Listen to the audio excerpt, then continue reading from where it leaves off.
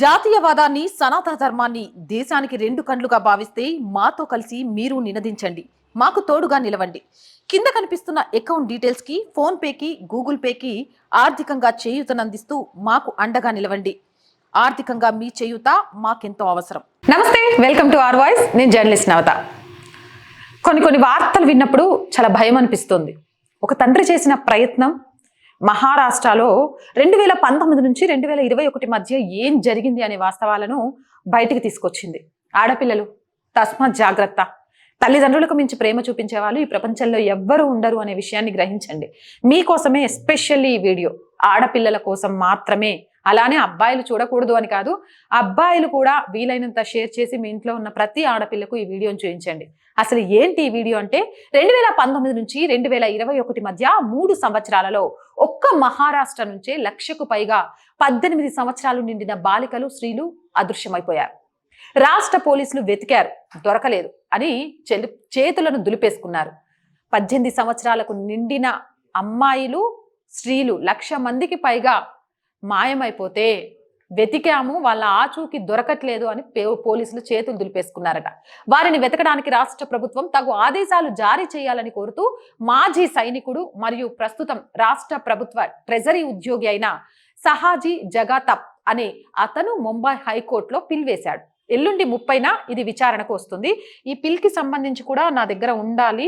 ఒక్క నిమిషం నేను చూపించే ప్రయత్నం చేస్తాను. దానికి సంబంధించి కూడా ఇది ఇండియా టుడేలో వచ్చింది న్యూస్. పిల్ in high court wants police to track 1,00,000 women reported missing in Maharashtra.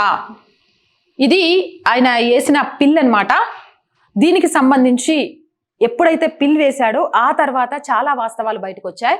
అసలు ఒక మాజీ సైనికుడికి, ఒక ట్రెజరర్కి పిల్లేయాల్సిన అవసరం ఎందుకు వచ్చింది అనేది చాలా మంది ఆలోచిస్తూ ఉంటారు కదా. ఒక మాజీ సైనికుడిగా, ఒక ట్రెజరర్, ఇవన్నీ పక్కన పెట్టేస్తే ఒక బిడ్డకు తండ్రి, బిఎస్సి 3వ సంవత్సరం చదువుతున్న తన కూతురు డిసెంబర్ 4, 2021 నుంచి కనిపించకుండా పోయింది. పోలీసులకు కంప్లైంట్ చేశాడు. పోలీసులు వెతికి పట్టుకోలేకపోయారు. ఆ తర్వాత డిసెంబర్ 15న ఆమె ఆచూకీ దొరికింది. పోలీస్ స్టేషన్కి రమ్మంటే ఈయన వెళ్తే ఆమె ఇస్లాం మతం పుచ్చుకొని ఒకరిని పెళ్లి చేసుకుంది. ఆమె మేజర్ కాబట్టి మేమేం చేయలేమని పోలీసులు చెప్పారు. ఆ రోజు సరిగ్గా 2 నిమిషాలు మాత్రమే కూతురు తనతో మాట్లాడిందని. ఆమె మేజర్, అందువల్ల ఆమె జీవితం ఆమె ఇష్టం. కానీ ఇంట్లో ఏం కష్టం ఉంది అని ఇల్లు వదిలిపోయిందో మాత్రం తెలుసుకోవాలని, ఎందుకు తమతో పూర్తిగా తెగదెంపులు చేసుకుందో తెలియట్లేదని, ఆ కారణం తెలియక ఇన్ని సంవత్సరాలు మానసిక క్షోభ అనుభవిస్తున్నానని ఆ తండ్రి విలేకరులతో చెప్పి బాధపడ్డాడు. నిజమే కదా. 5 నెలలు, 6 నెలలు, సంవత్సర పరిచయం. చిన్నప్పటి నుంచి మన పుట్టినరోజులు, మనం గెలిచినప్పుడు, మనం ఏదైనా సాధించినప్పుడు, పండగలకు వాళ్ళకున్నా లేకపోయినా పిల్లలకు ఉండాలి, మనకంటే మంచి లైఫ్ పిల్లలు అనుభవించాలి అని కష్టాలు తమ మనసులో ఉంచుకొని సంతోషాలను మాత్రమే వాళ్ళతో షేర్ చేసుకుంటూ పిల్లలే లోకంగా బ్రతుకుతారు తల్లిదండ్రులు.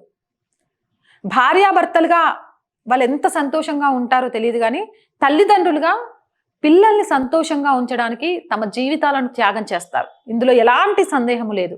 అలాంటి తల్లిదండ్రుల్ని కాదనుకొని ఒక వ్యక్తితో వెళ్ళిపోయి మతం మార్చుకొని మీ మేజర్లం, మా ఇష్టం అని చెప్తున్నప్పుడు కారణం ఏంటి? మీ అమ్మా నాన్న దగ్గర మీకు దొరకనిది అక్కడ ఏం దొరికింది? మీ అమ్మా నాన్న పుట్టిన ధర్మంలో దొరకనిది అక్కడ ఏం దొరికింది? నిజంగా ఆ మేజర్ మాట్లాడిన వ్యాఖ్యలు చాలా మంది మనసుని కలవరపెట్టుంటాయి. అది చదువుతున్నప్పుడు నాకు కూడా ఎందుకో ఎక్కడో ఒక క్వశ్చన్ రేజ్ అవ్వడమే కాదు, మనసులో అంతా ఒక బాధ అనిపించింది. నిజమే కదా. ఏ మాత్రం కూడా ఆలోచించకుండా, అవును నీ మేజర్ని, నువ్వు చెప్పేది నాకేంది, నేను ప్రేమించినా వెళ్ళిపోయినా, వాడికి పెళ్ళయిందని తెలుసు, 5 పిల్లలు ఉన్నారని తెలుసు, అయినా 2వ భార్యగా బ్రతుకుతా అని చెప్తున్నారు. నిన్న మనం ఒక వీడియోలో కూడా చూసాం.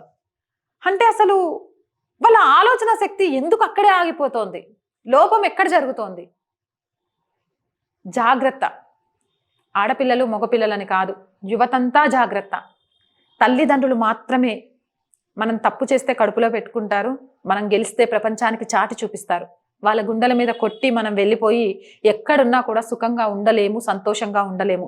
తల్లిదండ్రులను క్షోభ పెట్టిన వాళ్ళు ఎప్పటికీ కూడా హ్యాపీగా ఉండరు అనే విషయాన్ని గుర్తుపెట్టుకోండి. ఏదేమైనా కానీ తన కూతురు చేసిన అంశం, 2 నిమిషాలు కూడా తనతో మాట్లాడకుండా ఈ ఇంట్లో దొరకంది వేరే ఏదో మతంలో ఏం దొరికిందని మతం మార్చుకొని మరి వెళ్ళి పెళ్లి చేసుకుంది.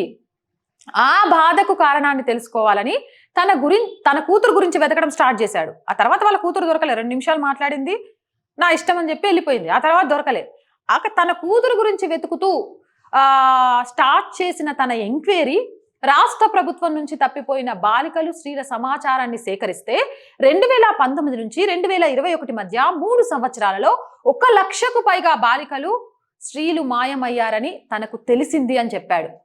2 నిమిషాలు మాట్లాడి తన కూతురు నిన్ను మేజర్ని, మతం మార్చుకున్నా, నచ్చినుండి పెళ్లి చేసుకున్నా అని చెప్పి వెళ్ళిపోయింది. ఆ తర్వాత ఏమైపోయింది తన కూతురు అర్థం కాలే. తన కూతురు ఎక్కడుంది అని వెతకడం స్టార్ట్ చేశాడు. వెతుకుతున్న సమయంలో అసలు మిస్ అయిన వాళ్ళ లిస్టు తెలుసుకున్నాడు.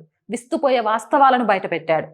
3 సంవత్సరాలలో 1 లక్షకు మంది ఒక్క రాష్ట్రంలో. ఒక అమ్మాయి మేజర్ అయితే చట్టపరమైన లెక్కలు సరిచేయొచ్చు, కానీ తప్పిపోయిన అమ్మాయి మహిళకు ఆ కుటుంబంతో మరియు ఇతర బంధువులతో గల భావోద్వేగ సంబంధాలు, అమ్మాయి మేజర్ అనే ఒకే ఒక్క చట్టపరమైన అంశంతో సమాధానం దొరకదు. అందువల్ల ఇటువంటి కేసుల్లో ఇతర దురదృష్టవంతులు ఇలాంటి పరిస్థితులు ఎలా అనుభవిస్తున్నారో తెలుసుకోవడానికి తాను అనుభవించిన గాయం, క్షోభ పురికొల్పాయని జగతాప్ చెప్పారు. ఆయన ఆలోచన తన కూతురు ఎక్కడ ఉంది అని తెలుసుకోవాలని తను వేసిన అడుగులు ఈరోజు ఈ వాస్తవాన్ని బయటకు తీసుకొచ్చాయి. ఎక్కడ తప్పు జరుగుతోంది, ఏమైపోతున్నారు మాయమైపోయిన అమ్మాయిలు.